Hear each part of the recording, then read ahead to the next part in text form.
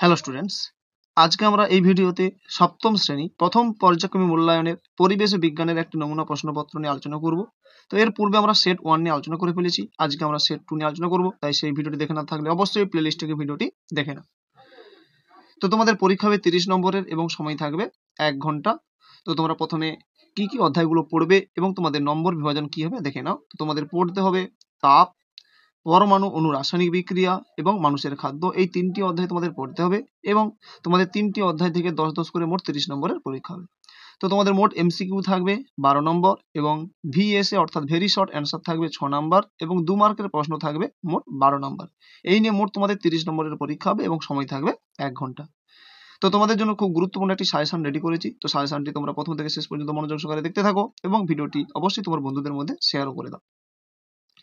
তো physical science প্রথমে রয়েছে, এখান থেকে বলছি দেখো যে সঠিক উত্তরটি নির্বাচন করো যে কোনো 6টি 6 নম্বর। প্রথম প্রশ্ন, উষ্ণতা যে যন্ত্রের সাহায্যে মাপা হয় তা হয় ব্যারোমিটার, থার্মোমিটার, ক্যালোরিমিটার ও স্ফেরোমিটার। তো উষ্ণতা মাপা হয় থার্মোমিটারের সাহায্যে এবং তাপ মাপা হয় ক্যালোরিমিটারের সাহায্যে।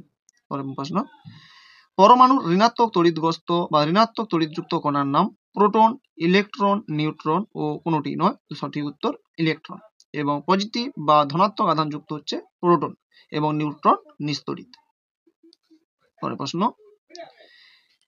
অ্যালুমিনিয়াম অক্সাইড দিয়ে অ্যালুমিনিয়ামের যোজ্যতা 1, 2, 3 ও 6। তো সঠিক উত্তর 3, অ্যালুমিনিয়ামের যোজ্যতা 3।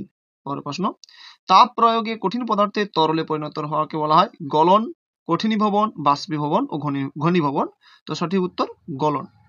পরের প্রশ্ন, জিঙ্ক আয়ন ও ফসফেট মূলক দিয়ে গঠিত যৌগের সংকেত হলো, অর্থাৎ জিঙ্ক আয়ন ও ফসফেট মূলক দিয়ে যে গঠিত সংকেত তাকে বলা হয় জিঙ্ক ফসফেট এবং তার সংকেত হচ্ছে Zn3PO4 এই ডি এরটা। তো সঠিক উত্তর ডি। পরের প্রশ্ন, ক্যালোরি যে ভৌত রাশির একক সেটি হলো তাপমাত্রা, তাপ, আপেক্ষিক তাপ ও লীন তাপ। তো সঠিক উত্তর তাপ। পরের প্রশ্ন, NaCl এবং অর্থাৎ সোডিয়াম ক্লোরাইড এবং silver nitrate AgNO3 silver nitrate বিক্রিয়া করে কি হয়েছে সিলভার ক্লোরাইড এবং সোডিয়াম নাইট্রেট। তো এই বিক্রিয়াটি হলো বিয়োজন বিক্রিয়া, বিনিময় বিক্রিয়া, প্রতিস্থাপন বিক্রিয়া ও প্রত্যক্ষ সংযোগ বিক্রিয়া। তোমরা দেখতেই পাচ্ছ যে AgCl এর সঙ্গে যুক্ত হয়েছে এবং NaNO3 এর সঙ্গে যুক্ত হয়েছে, অর্থাৎ পরস্পর স্থান বিনিময় করেছে, তাই এটি কি বিক্রিয়া বিনিময় বিক্রিয়া। পরের দুই দাগে দেখো, শূন্যস্থান পূরণ করো যে কোনো দুটি 2 মার্ক। বরফ গলনের লীন তাপ ড্যাশ। তো বরফ গলনের লীন তাপ 80 ক্যালোরি পার গ্রাম। পরের প্রশ্ন, পরিবর্তনশীল যোজ্যতা দেখা যায় এমন একটি ধাতব মৌল হলো ড্যাশ। তো পরিবর্তনশীল যোজ্যতা দেখা যায় এমন একটি ধাতব মৌল হলো Fe। পরের প্রশ্ন, অবস্থান্তরের সময় বস্তুর ড্যাশ তাপের কোনো পরিবর্তন হয় না। তো বস্তুর বোধগম্য তাপের কোনো পরিবর্তন হয় না, কেবলমাত্র বস্তুর অবস্থান পরিবর্তন হয় লীন তাপের সময়। পরের প্রশ্ন 3 দাগে এক কথায় উত্তর দাও যে কোনো 4টি 4 নাম্বার। প্রথম প্রশ্ন, উষ্ণতার সেলসিয়াস স্কেল ও ফারেনহাইট স্কেলের মধ্যে সম্পর্কটি লেখো। আচ্ছা, এর উত্তরটা দিও না, আমি লিখে দিচ্ছি। এর সম্পর্কটি হলো C/5 সমান F-32/9। তো সেলসিয়াস স্কেলের সঙ্গে ফারেনহাইট স্কেলের সম্পর্ক হলো C/5 সমান M-32/9। পরের প্রশ্ন, NH4 মূলকটির আধান ও যোজ্যতা কত? তো NH4 মূলকটির আধান হলো 1, দেখতেই পাচ্ছ, এবং যোজ্যতাও 1। পরের প্রশ্ন, লীন তাপের সংজ্ঞা দাও। তো উত্তরটি দেখো যে একক ভরের কোনো পদার্থের উষ্ণতা অপরিবর্তিত রেখে শুধুমাত্র অবস্থার পরিবর্তন ঘটাতে যে পরিমাণ তাপ প্রয়োগ বা অপসারণ করতে হয় তাকে পদার্থটির এই অবস্থান্তরে লীন তাপ বলা হয়। পরের প্রশ্ন, একটি মৌলের পরমাণু ক্রমাঙ্ক 19 এবং ভর সংখ্যা 39। পরমাণুটিতে কয়টি প্রোটন ও কয়টি নিউট্রন আছে? তো তোমরা জানো যে পরমাণু ক্রমাঙ্ক সমান প্রোটন সংখ্যা আর ভর সংখ্যা মানে প্রোটন সংখ্যা যুক্ত নিউট্রন সংখ্যা। তাহলে এখানে ভর সংখ্যা দেওয়া আছে 39, অর্থাৎ প্রোটন এবং নিউট্রন মিলে 39 দেওয়া আছে। তার মধ্যে এখানে পরমাণু ক্রমাঙ্ক অর্থাৎ প্রোটন সংখ্যা দেওয়া আছে 19। তাহলে আমি কি করব, শুধুমাত্র বিয়োগ করে দিলেই আমি কিন্তু কি পেয়ে যাব, নিউট্রন সংখ্যা পেয়ে যাব। তো দেখো ভর সংখ্যা সমান প্রোটন সংখ্যা প্লাস নিউট্রন সংখ্যা, এবং এখানে প্রোটন সংখ্যা কত দেওয়া আছে 19 দেওয়া আছে, এবং নিউট্রন সংখ্যা তাহলে কি করব 39 থেকে 19 বিয়োগ করে দিলে আমি পেয়ে যাচ্ছি কত 20, তাহলে নিউট্রন সংখ্যা হবে 20। পরের প্রশ্ন, সোডিয়ামের ল্যাটিন নাম কি? তো সোডিয়ামের ল্যাটিন নাম হলো নেট্রিয়াম। পরে 4 দাগে দেখো, একটি বা দুটি বাক্যে উত্তর দাও যে কোনো 4টি 2 × 4 অর্থাৎ 8 নাম্বার। প্রথম প্রশ্ন, মাটির কলসির জল ঠান্ডা থাকে কেন? তো উত্তরটি দেখো যে মাটির কলসির গায়ে অসংখ্য ক্ষুদ্র ক্ষুদ্র ছিদ্র থাকে, ওই ছিদ্র দিয়ে কলসির জল চুইয়ে বাইরে আসে এবং বাষ্পীভূত হয়। এই বাষ্পায়নের জন্য প্রয়োজনীয় লিনতাপ জল কলসি থেকে সংগ্রহ করে, ফলে কলসি ও কলসির জল তাপ হারিয়ে ঠান্ডা হয়ে যায়, তাই মাটির কলসির জল ঠান্ডা থাকে। পরের প্রশ্ন, উদাহরণসহ বিয়োজন বিক্রিয়ার সংজ্ঞা লেখো। তো বিয়োজন বিক্রিয়া কাকে বলে দেখো, যে রাসায়নিক বিক্রিয়ায় কোনো যৌগ বিয়োজিত হয়ে একাধিক মৌল বা যৌগে পরিণত হয় তাকে বিয়োজন বিক্রিয়া বলে। এই বিক্রিয়াটি হলো প্রত্যক্ষ সংযোগ বিক্রিয়া, ঠিক বিপরীত বিক্রিয়া। তো উদাহরণটি দেখে নাও। তো ক্যালসিয়াম কার্বনেট অর্থাৎ চুনাপাথর, ক্যালসিয়াম কার্বনেটকে উত্তপ্ত করলে তা বিয়োজিত হয়ে পড়াচুন বা ক্যালসিয়াম অক্সাইড এবং কার্বন ডাই অক্সাইড উৎপন্ন করে। তো সমীকরণটা দেখো, ক্যালসিয়াম কার্বনেট থেকে বিক্রিয়া করে কি হয়েছে, ক্যালসিয়াম অক্সাইড এবং কার্বন ডাই অক্সাইড গ্যাস উৎপন্ন হয়েছে। তো এটি একটি বিয়োজন বিক্রিয়ার উদাহরণ, কারণ এখানে ক্যালসিয়াম কার্বনেট একটি পদার্থ ছিল, সেটা ভেঙে কি হয়েছে, ক্যালসিয়াম অক্সাইড তৈরি হয়েছে এবং কার্বন ডাই অক্সাইড তৈরি হয়েছে। পরের প্রশ্ন, পরমাণুর সবচেয়ে ভারী কণাটির নাম কি এবং একটি মৌল X এর যোজ্যতা 2 এবং অপর একটি মৌল যোজ্যতা 3 যৌগটির সংকেত লেখো। তো প্রথমে বলছে পরমাণুটির সবচেয়ে ভারী কণা, অর্থাৎ পরমাণু কণাগুলির মধ্যে নিউট্রন হলো সবচেয়ে ভারী কণা, যার ভর 1.008 AMU এবং প্রোটনের ভর সামান্য, অর্থাৎ প্রোটনের থেকে নিউট্রনের ভর সামান্য বেশি। প্রোটনের ভর 1 MMU এবং নিউট্রনের ভর 1.008 AMU। তো এরপর দেখো সংকেত, তোমরা নিশ্চয়ই জানো যে সংকেত কিরকম লিখতে হয়। আচ্ছা, এখানে বলেছে X, আর একটা মৌল বলেছে Y, এবং X এর যোজ্যতা কত বলেছে, 2 বলেছে, এবং Y এর 3 বলেছে। কিন্তু সংকেত যখন লেখা হবে তখন এইভাবে লিখতে হয়, অর্থাৎ পরস্পর যোজ্যতাটা পরিবর্তিত হয়। তাহলে এক্ষেত্রে হবে কি X3 এবং Y2, অর্থাৎ সংকেতটি হবে X3Y2। ঠিক আছে। পরে দেখো সমতা বিধান করো। কপার প্লাস নাইট্রিক অ্যাসিড থেকে বিক্রিয়া করে কি হয়েছে, কপার নাইট্রেট এবং নাইট্রোজেন ডাইঅক্সাইড ও জল উৎপন্ন হয়েছে। তো এটাকে তোমরা সমতা বিধান করতে হবে। তো আমি করে দিয়েছি, তোমরা দেখে নাও সমতা বিধানটি। পরের প্রশ্ন দেখো যে পরমাণু ও আয়নের একটি করে পার্থক্য লেখো। তো পরমাণু এবং আয়ন, তো পরমাণু নিস্তড়িৎ, আয়ন তড়িৎগ্রস্ত কণা, এবং পরমাণুর নিউক্লিয়াসে যতগুলি প্রোটন থাকে নিউক্লিয়াসের ঠিক বাইরে ততগুলি ইলেকট্রন থাকে, এবং আয়নের মধ্যে প্রোটন ও ইলেকট্রন সংখ্যা সমান থাকে না। পরের প্রশ্ন, কোন তাপমাত্রায় সেন্টিগ্রেড স্কেল ও ফারেনহাইট স্কেলের মান সমান।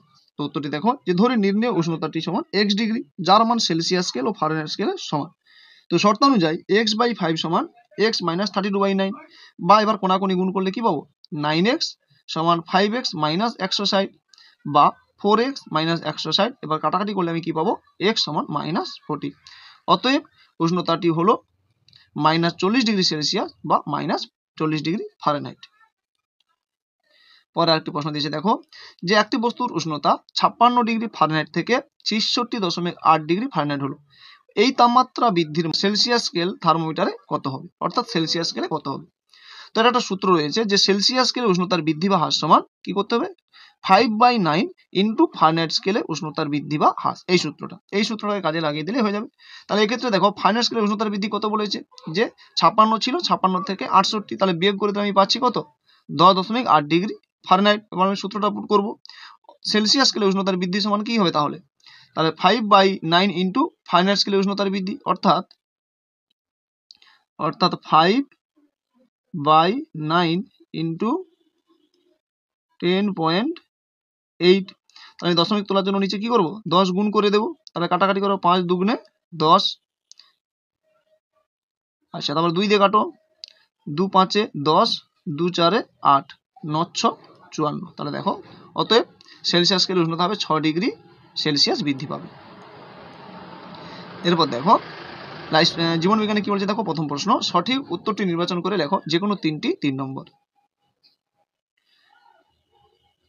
প্রথম প্রশ্ন, কার্বোহাইড্রেট জাতীয় খাদ্যের সরলতম অণু হলো fatty acid, amino acid, glucose ও জল। তো সঠিক উত্তর গ্লুকোজ। পরের প্রশ্ন, প্লাজমা এবং পেশিতে উপস্থিত প্রোটিন হলো যথাক্রমে globulin, keratin, fibrinogen, actin, haemoglobin, myosin, fibrinogen ও কোলাজেন। তো সঠিক উত্তর ফাইব্রিনোজেন ও অ্যাক্টিন, কারণ প্লাজমাতে কি থাকে, প্লাজমাতে ফাইব্রিনোজেন থাকে এবং পেশিতে অ্যাক্টিন নামক প্রোটিন থাকে। তাই সঠিক উত্তর ফাইব্রিনোজেন ও অ্যাক্টিন। গলগণ্ড রোগ হয় আয়রন, সোডিয়াম, আয়োডিন, কপারের অভাবে। তো সঠিক উত্তর আয়োডিনের অভাবে গলগণ্ড রোগ হয়। পরের প্রশ্ন, শিশুদের প্রোটিন ও শক্তির অভাবে যে রোগ হয় তা হলো কোয়াশিওকর, মেরাসমাস, ক্রেটিনিজম ও রিকেট। তো সঠিক উত্তর মেরাসমাস। পরের প্রশ্ন 2 এর দাগে দেখো, যে নির্দেশ অনুযায়ী উত্তর দাও যে কোনো 3টি। 3 নাম্বার প্রথম প্রশ্ন, শূন্যস্থান পূরণ করো। রক্ত তঞ্চনে সাহায্য করে যে ভিটামিন সেটি হলো ড্যাশ। তো সেটি হলো ভিটামিন কে। পরের প্রশ্ন, লিপিডের একটি উদ্ভিজ্জ উৎসের নাম লেখো। তো লিপিড বা ফ্যাটের একটি উদ্ভিজ্জ উৎসের নাম হলো নারকেল, ডাল, আটা প্রভৃতি। পরের প্রশ্ন, মস্তিষ্কে উপস্থিত তরলটির নাম লেখো বা মস্তিষ্কে উপস্থিত তরলের নাম কি। তো সেটি হলো সেরিব্রোস্পাইনাল তরল বা সেরিব্রোস্পাইনাল ফ্লুইড। পরের প্রশ্ন, বাড়িতে কিভাবে খুব দ্রুত জলকে জীবাণুমুক্ত করা যায়। তো সহজ পদ্ধতি হলো হ্যালোজেন ট্যাবলেট মিশিয়ে অথবা জলকে ফুটিয়েও জীবাণুমুক্ত করা যায়। পরের প্রশ্ন, কোন ভিটামিনের অভাবে স্নায়ু দুর্বলতা সৃষ্টি হয়। তো ভিটামিন বি কমপ্লেক্সের অভাবে স্নায়ু দুর্বলতা সৃষ্টি হয়। পরে দেখো, স্তম্ভ মিলাও। প্রতিটি প্রশ্নের জন্য হাফ নাম্বার করে, মোট 4টি, অর্থাৎ মোট 2 নাম্বার। তো কি বলেছে, অ্যানিমিয়া, কোয়াশিওকর, খাদ্যতন্তু, আইসক্রিম। এখানে রয়েছে ক্যারাজিনান, প্যাকটিন, লোহা এবং 1 থেকে 4 বছর। তো অ্যানিমিয়া কিসের অভাবে হয়? অ্যানিমিয়া হয় লোহার অভাবে। তারপর কি যে কোয়াশিওকর রোগ হয় সাধারণত 1 থেকে 4 বছর শিশুদের। খাদ্যতন্তু, এটি সাধারণত পেকটিন জাতীয়, এবং আইসক্রিম কারাজিনান। তো পরে দেখে নাও, যে নিচের প্রশ্নগুলির উত্তর দাও যে কোনো একটি, অর্থাৎ 2 মার্কের। প্রথম প্রশ্ন, ডায়াবেটিসের কারণ লেখো একটি সংশ্লেষিত খাদ্যের উদাহরণ। তো ডায়াবেটিসের কারণ দেখো, যে মধুমেহ বা ডায়াবেটিস মেলিটাস, রক্তের অতিরিক্ত গ্লুকোজ কোষে প্রবেশ করতে না পারলে মূত্রের মাধ্যমে দেহের বাইরে বেরিয়ে যায়। এর ফলে ওজন হ্রাস পায়, দেহ শীর্ণ হয়ে যায়, হৃৎপিণ্ড, বৃক্ক, চোখ প্রভৃতি অঙ্গের সমস্যা তৈরি হয়। এই অবস্থাকে মধুমেহ বা ডায়াবেটিস মেলিটাস বলে। বর্তমানে এই রোগটার সংখ্যা প্রচুর পরিমাণে বৃদ্ধি পাচ্ছে, অর্থাৎ প্রায় প্রত্যেক বাড়িতে একজন করে ডায়াবেটিস রোগে আক্রান্ত হচ্ছে। পরের প্রশ্ন, একটি সংশ্লেষিত খাদ্যের উদাহরণ দাও, সেটি হলো চিপস বা আইসক্রিম। পরে দেখো, যে 60 কেজি ওজন বিশিষ্ট একটি মেয়ের উচ্চতা 1.20 মিটার হলে তার বিএমআই কত হবে। আমরা কি জানি যে বিএমআই সমান উচ্চতা, ওজন বাই উচ্চতা স্কোয়ার মিটারে। তো এখানে বলেছে 60 কেজি বাই 1.2 স্কোয়ার মিটার। তাহলে এখানে কাটাকাটি করলে আমরা কত পাবো দেখে নাও, তোমরা কাটাকাটি করে নেবে। তো অর্থাৎ পাবো আমরা 41.66। তো পরের প্রশ্ন, ফাইটোকেমিক্যালসের 2টি কাজ লেখো। তো ফাইটোকেমিক্যালসের কাজ হলো 1, ক্যান্সারের সম্ভাবনা কমায়, 2, হৃৎপিণ্ডের কার্যকারিতা ভালো রাখতে সাহায্য করে, 3, মানবদেহের খুব তাড়াতাড়ি বুড়ো হয়ে যাওয়া আটকায়। তো এই হচ্ছে আজকের সাজেশন। তো পরবর্তী সাজেশনটি কোন বিষয়টি নিয়ে করবো তা অবশ্যই তোমরা কমেন্ট করে জানাও, এবং ভিডিওটিকে একটি লাইক করে তোমার বন্ধুদের মধ্যে শেয়ার করে দাও, এবং চ্যানেলটিতে নতুন হলে অবশ্যই চ্যানেলটিকে সাবস্ক্রাইব করে অন নোটিফিকেশন সিলেক্ট করে নাও। তো এই ভিডিওতে এই পর্যন্ত, ধন্যবাদ।